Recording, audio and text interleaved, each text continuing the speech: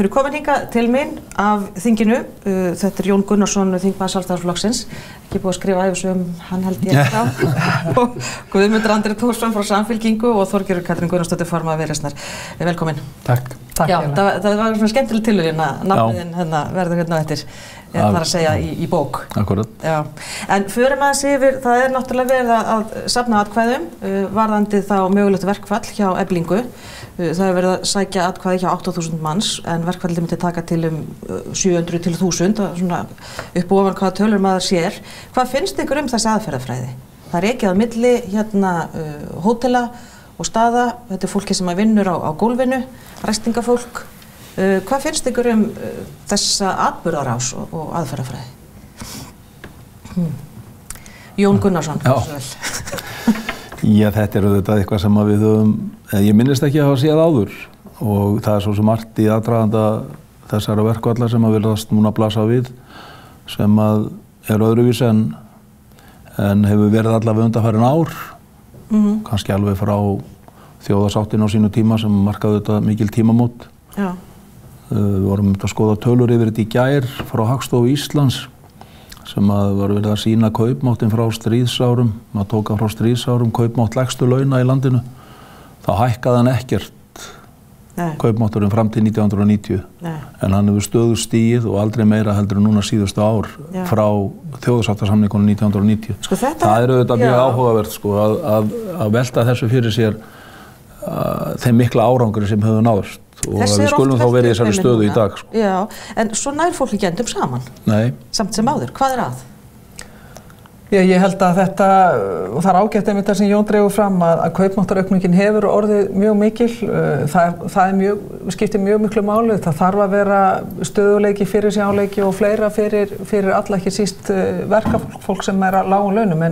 En heitir síðan að við getum ekki loka augunum fyrir því að það er ákveðnir þættir sem að rugga bátnum verulega og það er til dæmis það að skattbyrði láglaunafólks hefur aukist mest. Það er algjörlega óumdeilt að skattbyrði þeirra hefur aukist langmest miðað við aðra hópa og það er eitthvað sem það þarf að hlusta á og að taka tillit til.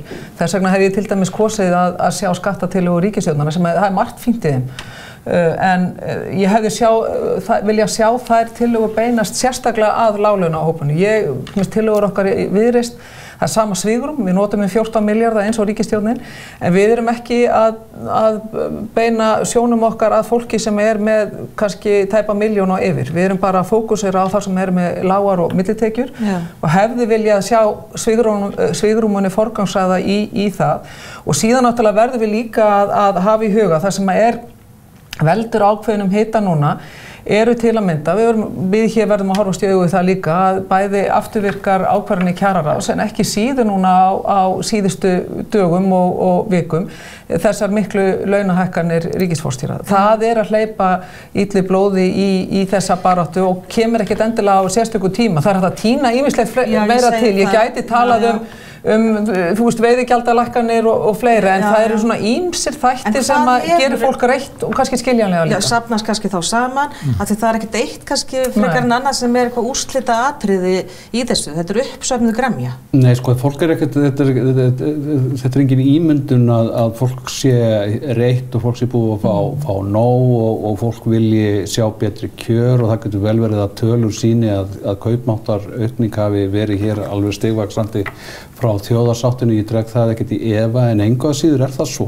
að fyrir fólk sem er með meðaltekjur, lágar meðaltekjur og þar fyrir neðan er bara erfitt að draga fram lífið og það er ekki bara vegna þess að kaupi séu á lágt, heldur er það líka vegna þess að eins og Þorgerður Katrín segir að skattbyrði á láglaunafólk fólk er of há líka hlutfallslega í hlutfalli við háartekjur. Það bæði það og eins eru skerðingar of miklar bara á almannaþjónustu sem að fólk á bara rétt á og fólk á bara heimtingu á. Eins og hvernig skerðingar? Það eru bara skerðingar, það eru tekjuskerðingar í heilbrigðiskerfinu sem að og tekjuskerðingar bara út allt sem að bíta og þegar að umræða kannski ungt fólk sem að er barnafólk og það kannski vinnurinn mikla tekjur, Já. en of mikið af þessum tekjum fer í bara nauðsynjar, í að draga fram lífið. Húsnæðiskostnað. Já, í fjármagnskostnað við það að reka heimilið. Já. Hann er allt og hár.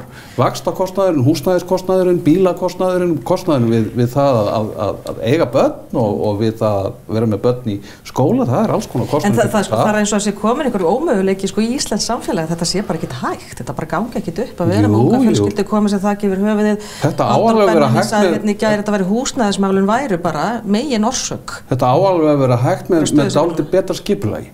Og ég er alveg samferður það er hægt að haga málum hér bæði sanngjarnar og skynsamlegar en við höfum gert hér mörg undanfarið. En af hverju erum við þá í þessari stöðu? Nú er bara búið upp úr slitnaði hjá SA og þessum samflottsverkalýðsfélögum. Það tala ekki saman tungumálið, sko? Nei, það er svona fjórmenningarnir, þeir hafa dregið sig aðeins til hliðar, en ég held líka að það skiptir mjög miklu máli og það er gott að heyra þá tóna að aðilar vinnumarkaðarins eru að halda áfram að tala saman. Ég er fyllilega sammála Halldóri Benjamín að húsnæðismarkaðurinn skiptir hér gríðarlega miklu máli. Að ungt fólk, tekjulágt fólk geti nokkuð auðveldlega treyst því að það geti komið sér þakki yfir höfuð eða verið út á leigumarkaði ef það kýs og þess vegna eru margar fyrirætlanir í þeim pakka sem hefur verið kynntur húsnæðispakkanum. Ég held að þær geti hugsanlega orðið til þess að hjálpa að leysa þennan hnút. Þetta finnst mér, það er svolítið svona sérstakt að vera líka allmest í stjórnarandstöðu á þessum tíma því það skiptir mjög miklu máli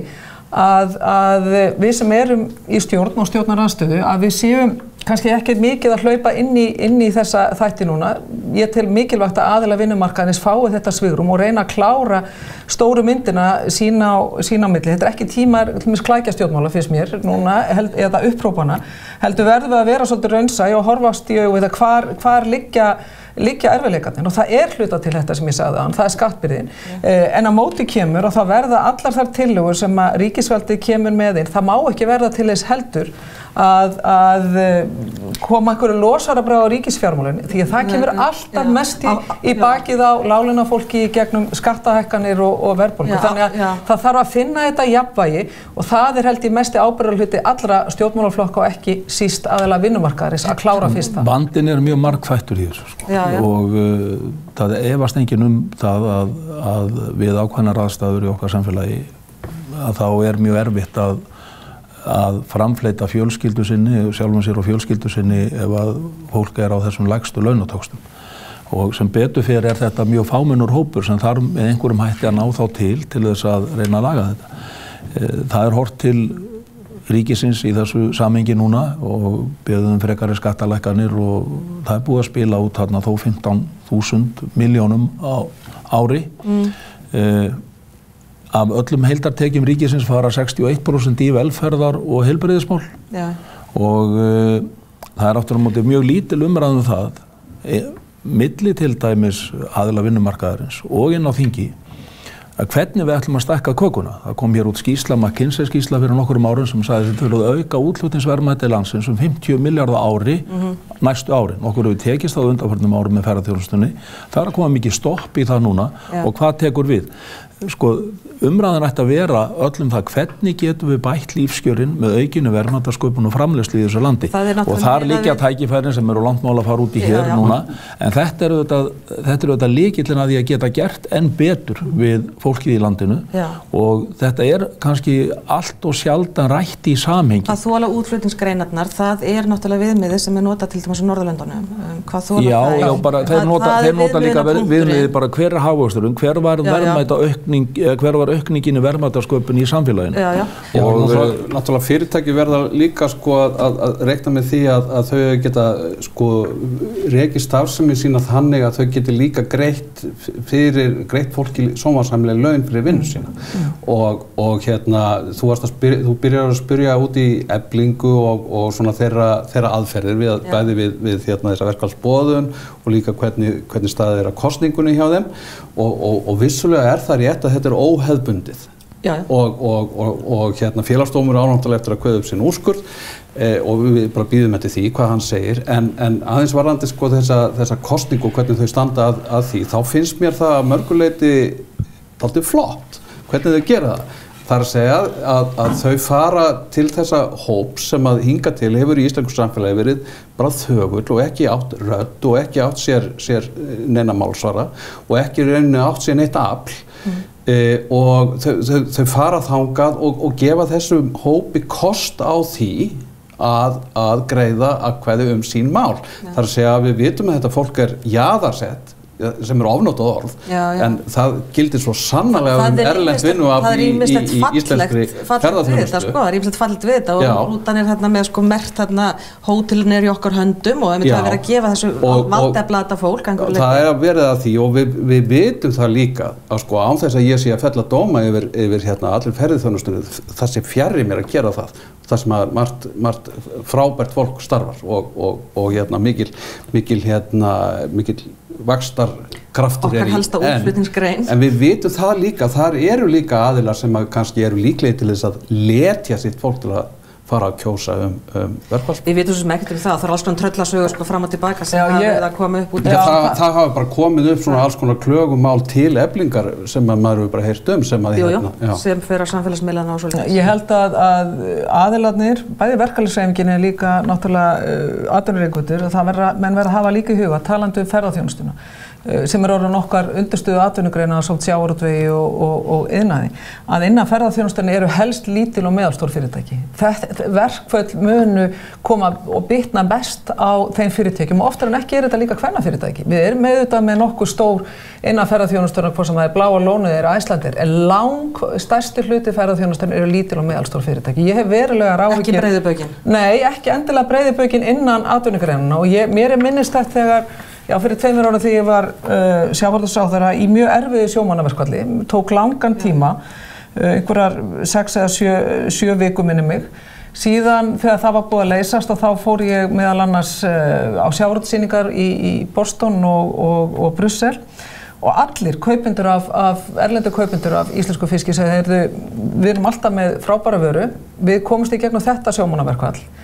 En hvernig staðan núna? Eru nokkuð fleiri verkföll á leiðinni? Því við munum ekki standast fleiri verkföll fyrir greinina. Því bara hérna handan við hornið samkeppni sem heitir Norðmenn meðal annars sem að bíða meðal annars slægjandi eftir því að komast inn á okkar markað. Þannig að við verðum að, ábyrgðin aðila vinnumarkaðarins, þeir verða að semja, það eru það miklir hagsmunir undir að það verður að verða nást samningar. Ég bara mjög hrædd greinarnar sem slíkt. Afleiðingar sjómannaverkfallsins voru alvarlegastar fyrir lítil fyrirtæki. Það voru mörg lítil fyrirtæki sem að lögðust af þó að það væri verið kannski að beina spjótum sínum að breiðubökunum í stéttinni og þetta auðvitað dálítið sérstök nálgun núna þegar forystumenn verkalýðsforystunnar koma og segja þetta á bara beita gagnvart stóru aðilunum, gagnvart breiðubökunum í greininni. Verkföll eru náttúrulega neyðarréttur og verkföll eru neyðarbrauð og það fer enginn í verkfall bara af því að það sé svo gaman í verkfalli. Nei.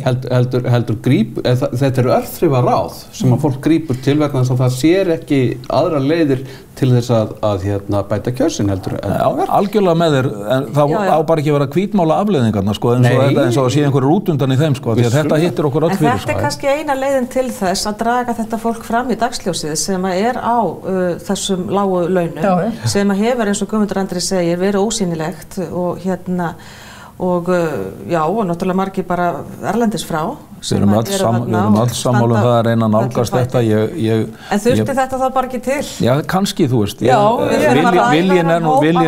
Viljinn nú fyrir hendi til þess að nálgast og þannig hefur það verið undanfarin ár og þá bara rifja upp það sem ég nefndi áðan, hvað sem Hagstofan var að gefa út. Við höfum náð gríðarlegum árangri. Við erum ekkert komið þangað sem við viljum fara, en við höfum náð gríðarlegum árangri. Einmitt ekki síst gagnvart þessum hópum. Núna skiptir mestu mála mínum að það eru lág- og millitekjuhóparnir í þessari kjarabaráttu. Við megum heldur ekki gleyma að innan þessu hóps eru kannski líka með lægri millitekjur eru líka stóri kvennahópar sem líka komið tími á að ramma svolítið inn. Þessum að beinum við skattatilögum ríkisstjórnarinnar. Já, en ég hefði viljað sjá stóra hluta af þeim skattatilögum frá ríkisstjórninni að það hefði alveg mátt gefa 1 milljón+ frí, og segja bara við ætlum bara að einbeina á lág- og millitekju fólki og en setja fókus á hátekjuskattur, hann var nú ekki lagður til og hann var nú ekki skoðaður held ég. Nei, sá möguleiki. Það þykir óróttækt. Já, það kannski voru slá róttækt. Já, hvað hátekjuskattur? Við borgum, þeir sem eru sem komnir í hæsta þrep, þeir borga helminginn á laununum sínum í skatt. Já. Er það lágtekjuskattur? Hins vegar sko, það er líka, sko. Við þurfum líka sko, eins og ég nefndi á það, sko, við þurfum pínlítið að hafa í huga ungt fjölskyldufólk sem að er með, er kannski með nokkuð góða tekjur af miklu vinnuframlagi. En líf þess einhvern veginn, stjórnvald ekki að gera líf þess alveg tekjurnar geta verið góðar en útgjöldin eru líka há. Við lítum bæði á við lítum á barnabætur eða vaxtabætur sem einhvers konar fátækraúrræði. Við og við miðum við það frekar en þetta sé bara jöfnunarúrræði sem að bara standi fólki til boða. Við lítum og við getum meira að tala almenningssamgöngur í þessu samhengi líka sem annað sem gríðarlegur kostnaður að fyrir venjulegt fólk þarf að koma sér milli, fara í vinnuna, fara með börnin á skólan og fara svo í vinnuna. Þetta er allt og dýrt.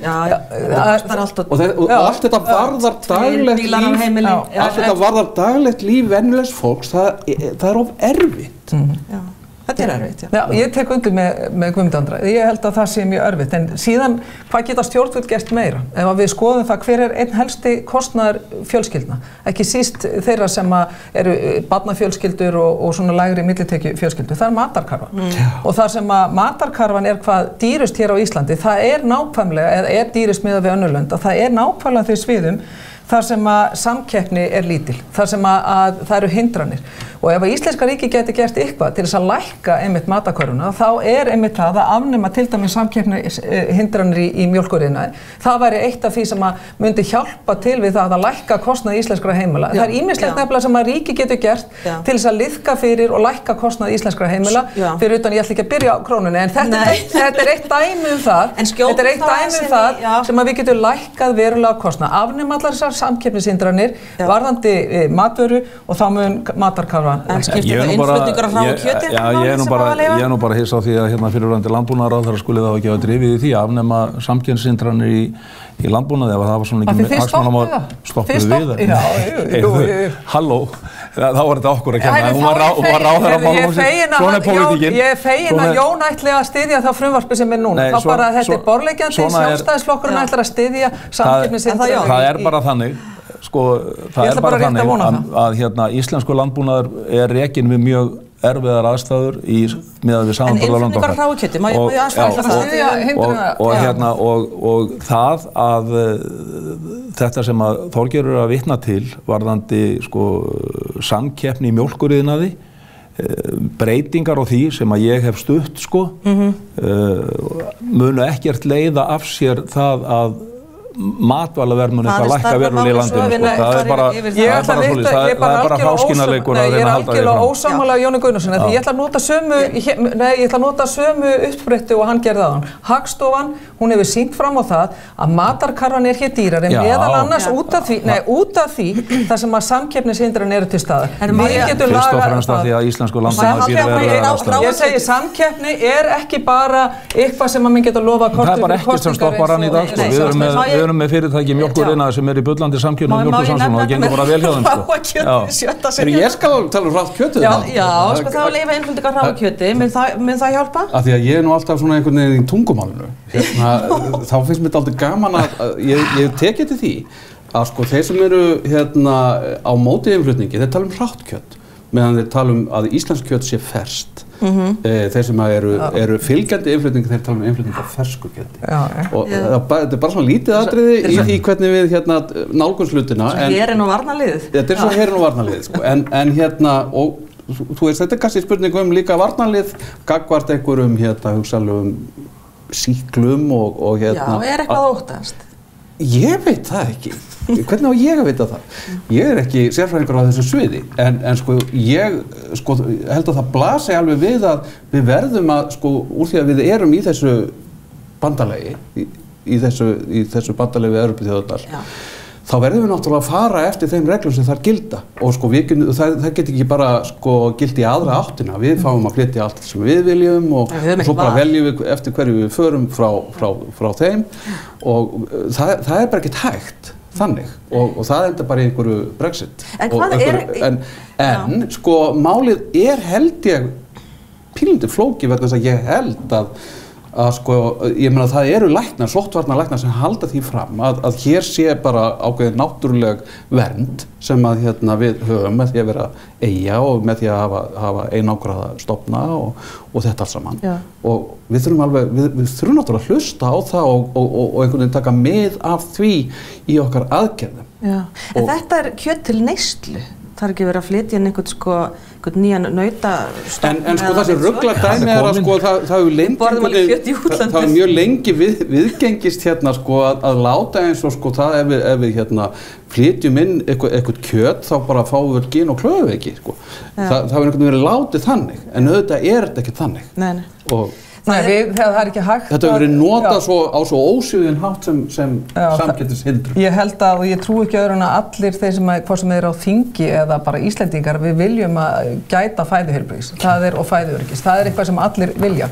Það má hins vegar ekki nota mál eins og þetta til þess að einmitt að byggja upp hindranir.